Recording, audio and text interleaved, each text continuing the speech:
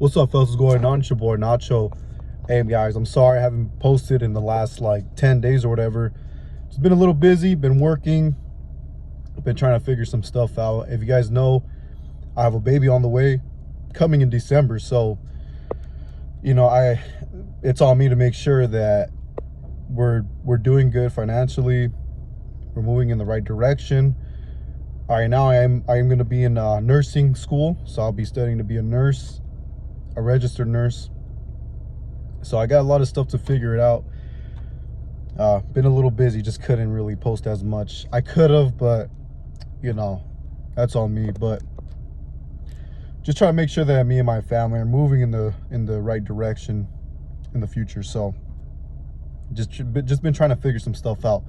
Other than that, guys, I just want to talk to you guys about some stuff about eccentric overload, of course, about adding in some concentrics. Not full concentrics, like concentric only, but like full range of motion workouts, so that there's some concentric component along with your eccentric overload stimulus. You know what I'm saying? So there's a little bit of confusion on my last video that I posted about this. People are like, wait, so I thought, are we changing teams or whatever? Like, no. The reality is that the concentric is important when it comes to muscle damage along with eccentric overload, because the concentric is going to give you a signal for sarcomere addition in parallel, okay? And if you're not causing damage and you're still doing like concentric movements with no damage, you're mainly going to be improving CNS drive, sarcomere arrangement in parallel, but not addition, okay? So that's what I've been doing recently. That's what I've been testing recently these past few weeks. I know I didn't post my last push day or pull day, but I will this week, so don't worry about that, guys. I'm sorry about that. But since I've been adding in some full range of motion workouts along with eccentric overload workouts, bro, I've been getting stronger on those lifts week by week. Like if I'm a newbie, okay, for example, I started benching, I think 3 weeks ago. So I started off with 255 for 6 reps, and this was after doing my dumbbell fucking rotation presses that damaged the shit on my chest.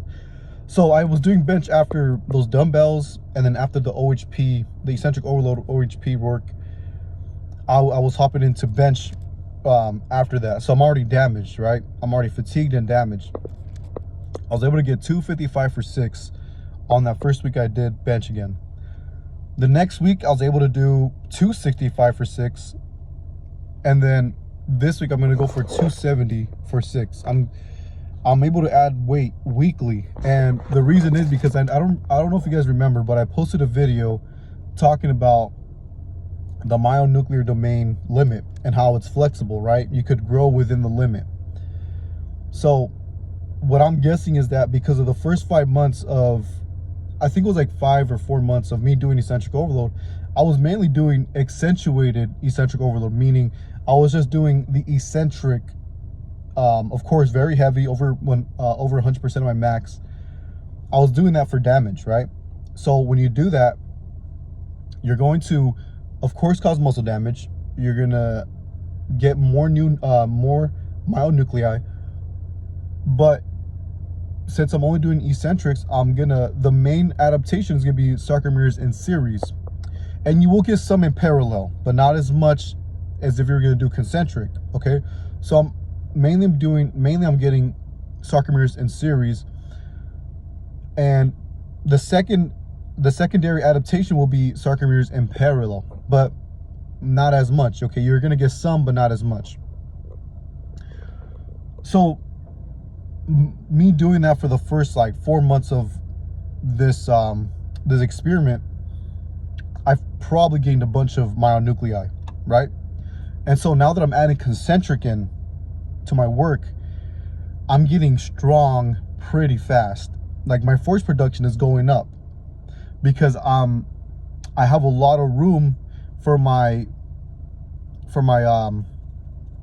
my muscle fibers to grow within the myonuclear domain size limit that I have expanded so much. Okay, so I have a lot of room for those sarcomeres in parallel addition, the cross-sectional area, right? I have a lot of room to grow in that. So I'm guessing that's what it is. I'm pretty sure, I'm making a educated guess, that's what's happening. Because also my arms are growing because I'm adding in some full range of motion curls, some full range of motion dips. I'm still doing eccentric overload. You guys don't, some of you guys are getting confused. I'm still doing eccentric overload work, right? I'm still causing muscle damage eccentrically. It's just that I'm adding an exercise or two in that day for some concentric, for some full range of motion, to give the signal for sarcomere addition in parallel, okay? And that work that I'm doing concentrically is very heavy. I'm trying to go very heavy in the full range of motion workout. So I'm guessing that's what's happening. Some of you guys were a little confused, like, oh, I thought we weren't doing concentric. It's like, I thought that at first too, but I was reading a few studies. Untrained lifters, when they do concentric work, they add mainly in parallel. They don't add in series, but those untrained lifters that were doing only eccentrics were adding in series mainly and some in parallel. And like I said again, guys, in this channel, what we're chasing is that untrained stimulus week by week. Okay, we're trying to go for an unaccustomed stimulus week by week. People don't get that. It's funny, people on Instagram and shit like that, they don't get that untrained lifters and trained lift, they try to separate it, right? Like, oh, it only works in untrained lifters, because in trained lifters we have to train like this. It's like, that's kind of retarded. You can still give yourself that untrained stimulus week by week, and that's what we're chasing in the channel. And that's why it's no secret why I'm getting stronger in my OHP week by week. I'm getting bigger and stronger week by week, like if I'm a newbie. So I just want to explain that. I just want to clarify that for you guys. I will be doing my push day tomorrow. I'm hitting chest, shoulders, and triceps. I kind of been stepping away from isolations because for me doing those dumbbell rotation lifts, whatever, and then doing bench press, OHP, I've added some incline bench, and then dips. Like, those are all compound movements.